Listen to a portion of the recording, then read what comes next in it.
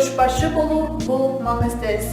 Адам көшбасшы болып туылмайды, көшбасшы болып қалыптасады. Мен Иманжан Альбина, Алматы мемлекеттік политехникалық колледжінің 3-ші курс студентімін.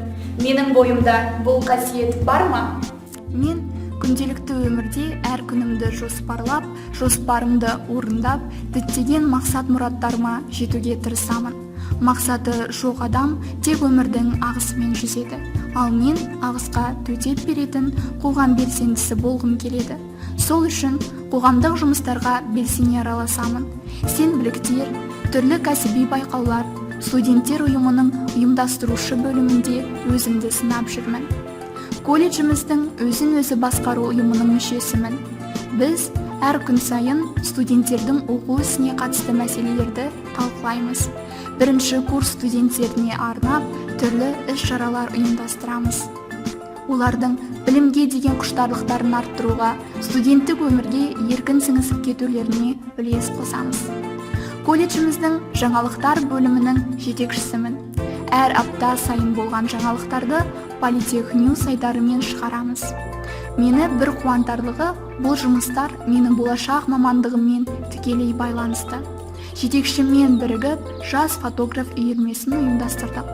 Бұл үйірме 1-ші, 2-ші курс студенттеріне арналған. Мен онда студенттерге фото түсіру және өңдеу шеберлігін үйретемін. Биыл еріктілер жылы.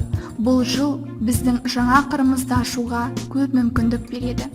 Волонтер болу бұл құрметті қызмет. Себебі кез келген жан өз еркімен қоғам дамуына көмек көрсетіп, ат салса алады. Волонтерлық қызмет уақытты тиімді өткізудің бір жолы.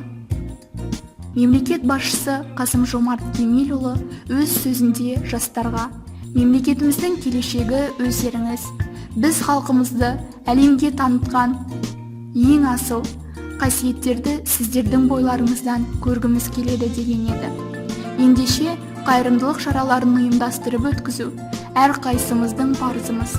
Қазіргі жастар сапалы фото, әлеуметтік желіге көп мән береді. Сол себепті жетімдер үйінің тәрбиеленушілеріне арнау фото проектісін ұйымдастырдық. Көшбасшылық өмір сүру салты.